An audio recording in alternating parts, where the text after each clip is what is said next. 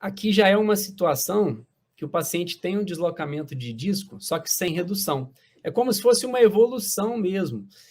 O disco ele deslocou para o anterior, ele começou, a cabeça da mandíbula, quando foi abrir a boca, começou a bater na banda posterior do disco, deu som de estalido, som de clique. Em algum momento da vida, esse disco parou de reduzir, ele ficou totalmente anteriorizado. Então, se vocês observarem na ponta da seta aqui, você já começa a observar o azul claro, já é o ligamento. Lembra que tem a parte posterior do disco, tem o tecido retrodiscal, tem a lâmina superior e a lâmina inferior? Então, esse ligamento, ele começou a ter um estiramento ali. Então, esse estiramento é por quê? Porque bem provável teve uma hipertrofia ali do pterigoideu lateral superior, que está inserido na parte anterior do disco articular, e o disco foi todo para o anterior. E aconteceu o quê? Um estiramento da parte posterior do disco articular. Essa parte posterior do disco articular, a banda posterior dele, quando ela acaba de deslocar e o paciente começa a fazer o movimento de abertura de boca, na ponta da seta ali, a banda posterior do disco, a cabeça da mandíbula não consegue passar por ela. Vocês lembram que eu falei lá no início da aula que a anatomia do disco articular, a banda posterior é sempre mais espessa? Então, se ela é mais espessa, a cabeça da mandíbula, quando bate nela, tem um batente ali interrompendo o movimento de abertura de boca. E nesse momento, o paciente tem uma limitação na abertura de boca. Então, essa limitação na abertura de boca é o que a gente chama de deslocamento de disco sem redução com essa limitação de abertura de boca. É aquele paciente que tem o que a gente chama de travamento de boca fechado. É o paciente que chega para você numa situação de emergência e não consegue abrir a boca. E ele tem um histórico passado de sons articulares. Ele fala, doutor, em algum momento da minha vida, eu tinha sempre um estalo, tinha um estalinho aqui perto do ouvido. Quando eu abria e fechava a boca, às vezes eu estava mastigando, aquilo ficava estalando, o relato do paciente. Só que, de repente, parou de estalar e eu acordei, não consegui mais abrir a boca. É o que acontece, o deslocamento de disco era com redução, ele evoluiu para sem redução e o paciente não conseguiu abrir a boca. Então, nessa outra imagem aqui agora, se vocês observarem, vamos imaginar nessa situação, ó. Essa aqui, ó.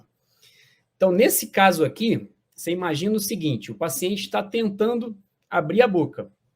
E quando ele tenta abrir a boca, ele tem um desvio todo para um dos lados. Está vendo que ele está desviando para um dos lados? Tem uma pontinha numa seta preta ali que a parte inferior está desviando para o outro lado. Tá?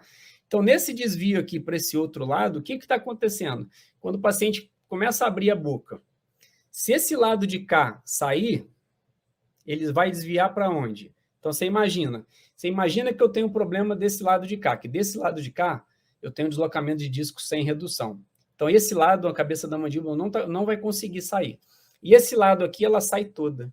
Então, quando eu abro a boca, o que acontece? O desvio? Para lá. Porque esse lado ele está saindo totalmente e esse lado aqui ele não sai nada. Isso no movimento de abertura de boca, tá? Então, o paciente abriu a boca, esse lado aqui, ele não tem nenhum problema, ele vai abrir. Só que está desviando para um dos lados. Quando desvia para um dos lados, o desvio está sempre do lado afetado, como eu falei. Isso no movimento de abertura de boca. Então, isso é muito clássico, porque dificilmente acontece nas duas ATMs ao mesmo tempo, tá? Na maioria das vezes é assim, o paciente tem um desvio para um dos lados e não consegue abrir a boca, tá? Então, isso aí foi para dar uma ilustrada também, pessoal. Agora, numa outra situação, nessa situação, é a mesma coisa que eu expliquei para vocês lá atrás, no deslocamento de disco com redução. Aqui a gente está pensando em deslocamento de disco sem redução, com limitação de abertura de boca.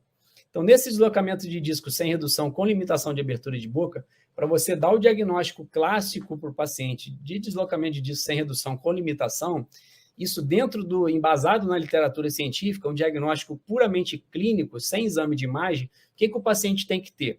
Um travamento da ATM, ou seja, ele não consegue abrir a boca, ele tem uma limitação da abertura de boca. Ou seja, a abertura passiva dele tem que ser menor do que 40 milímetros. Por que está escrito ali, incluindo o trespasse vertical? Vocês lembram lá? Quem trabalha com ortodontia acaba fazendo muito essa aferição do trespasse vertical. O que é o trespasse vertical? É o overbite. É a quantidade de recobrimento que o dente inferior tem pelo dente superior. tá? É quanto ele tem ali de sobremordida, tá? A quantidade de... Você tem o incisivo superior aqui e o incisivo inferior aqui. Então, isso aqui que está recobrindo daqui até aqui, aqui é o inferior, ó, e aqui o superior.